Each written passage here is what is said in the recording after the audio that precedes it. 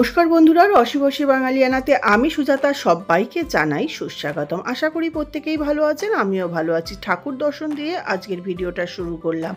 যেহেতু বৃহস্পতিবার ছিল, বৃহস্পতিবার সকালবেলা ফুল মিষ্টি এনে পুজো করে স্নান টান করে পুজোটা করে নিয়েছিলাম। আর যথারীতি সে কাজের মাসি যে সে 10 দিন হলো রেখেছি, তার মধ্যে সে অলরেডি 2 দিন 3 দিন ছুটি হয়ে গেল।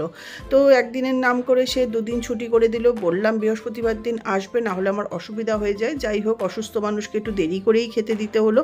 পুজো পাঠ করতে এমনিই সময় লেগে যায়, তো আপনাদের সঙ্গে ঠাকুর দর্শন করিয়ে দিলাম। এরপরে বৃহস্পতিবার দিনকে আমার শরীরটাও ভালো লাগছিল না। ছেলে বলল যে কোথাও যেতে হবে না, এখন তুমি সারাদিন রেস্ট করো। তো আমি বিশ্রামই নিচ্ছিলাম, বিশ্রাম না বেসিক্যালি ঘুমিয়েই পড়েছিলাম, যার জন্য ভিডিও কিছু বানাতেই পারছি না আর আপনাদের সঙ্গে শেয়ারও করতে পারছি না সেইভাবে।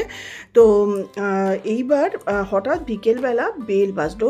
সন্ধ্যাবাতি তো দিয়ে নিয়েছি, সন্ধ্যা দিতে দিতেই হঠাৎ বেল বাজলো। সন্ধ্যের সময় কে আসবে? তাছাড়া সচরাচর কেউ আসেও না, যেহেতু যে 2 মাস রেস্ট্রিকশান রয়েছে।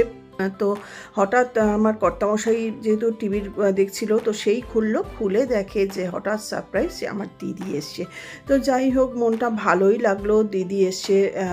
দিদি তো আসার জন্য খুবই অস্থির করছিল যখন হসপিটালে গেছে তখন থেকেই। তারপরে ফটিস অত দূর, এই যে দিদির মেয়ে বসে রয়েছে, দিদির ছেলে আর আমার ছেলে আবার একটুখানি গেল। আমার একটা ফ্যানের রেগুলেটর খারাপ হয়ে গেছিলো। তো ডাব্বু আসার পরে আমার কর্তামশাই বললো যে যা ডাব্বু দাদাকে নিয়ে যা, গিয়ে নিয়ে আই। যে দিদি একা তো শুধু আসেনি, সঙ্গে দুনিয়ার ফল, সিঙ্গারা, তারপরে কমলাভোগ এই সমস্ত নিয়ে এসছে। তা আমি চা নিয়ে দিদির সঙ্গে একটু বসলাম, কথা বললাম। তারপরে এই যে কিছুক্ষণ বসে ঘন্টাখানেক তারপরে ওরা চলে গেল। মাঝখানে ঝড় জলও ছেড়েছিল, ওই জন্য একটু দেরি হলো। এই যে আমার দিদির মেয়ে আর আমার ছেলে, এরপরে দিদির মেয়ে লিফটে উঠে যাচ্ছে। আমি বললাম ঠিক আছে, আমিও যাই নিচ পর্যন্ত। ক্যাব বুক করে দিয়েছিল, তখনও ঝিরঝির করে বৃষ্টি হচ্ছিল। তো ওদের একটা স্টিল ছবিও তুলে নিলাম। এইভাবে বৃহস্পতিবার দিনটা কষ্ট হলেও বিকেলটা বেশ ভালোই কাটলো। দিদি এসেছিলো বলে অনেক বছর বাদে, মানে জামাইবাবু চলে যাওয়ার পরে এই অনেক বছর বাদে দিদি আসলো। শুক্রবার সকালবেলায় আবার যুদ্ধ শুরু হয়ে গেল। যেহেতু একটা রুমের আমার এসি পরিষ্কার করা হয়নি, মানে সে তো একটু ডিস্টার্ব ছিল। হিতাজিকে কল করা হয়েছিল, তারা অনেকবার আমাদের 2বার 3বার ঘুরিয়েছে। তারপরে আরবান থেকেই লোক ডেকে সেটা ক্লিন করা হলো ফ্রাইডেতে আসলো মাসি 2 দিন ছুটি করার পরে। তারপরে আলটিমেটলি এই ঘরটা আর পরিষ্কার করতে পারেনি, আমাকেই বললো আপনি করে নেবেন। তো এইভাবে এদের এখন পরিষ্কার চলছে।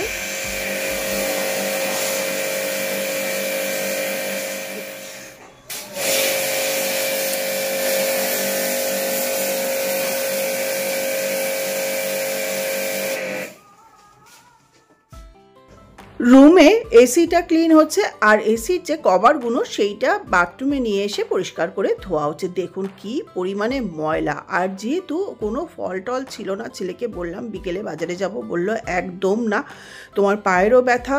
আমি বললাম বৃহস্পতিবার মিমিরা আসলো, যেতে পারলাম না, ফ্রাইডেতেও যেতে দিবি না? বললো না, আমি অনলাইনে সমস্ত কিছু বাজার করে দেবো। তো যাই হোক, এসি দেখুন সমস্ত ক্লিন করে আবার ফিট করে লাগিয়ে দেওয়া হয়ে গেল।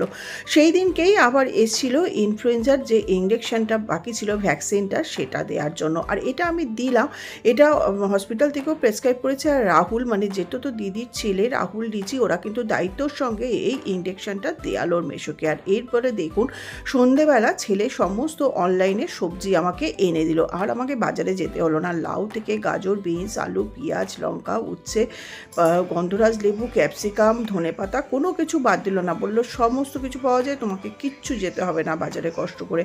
তো সমস্ত বাজারে এনে দিল। রাত্রেবেলা বানিয়ে নিয়েছিলাম রুটি আর পালং পনির। আর যেহেতু পালং শাক এনেছিল, বললো মা পালং পনির বানাবে, 2 দিন বাদে হয়তো ছেলে আবার ব্যাক করবে হায়দ্রাবাদ, সেই জন্য বানিয়ে নিলাম পালং পনির। স্যালাড আর ফিশ ফিঙ্গার ছিল, আর ছিল সেমইয়ের পায়েস। তো এটাই ছিল ডিনার। তো এইভাবেই আমি দিন যাপন করছি, যেরকমভাবে পারছি সেটাই করছি। তো আজকের মতন ভিডিওটা এই পর্যন্তই। আবার আসবো নতুন কোনো ভিডিও নিয়ে। আমি রসে বসে বাঙালিয়ানা সুজাতা।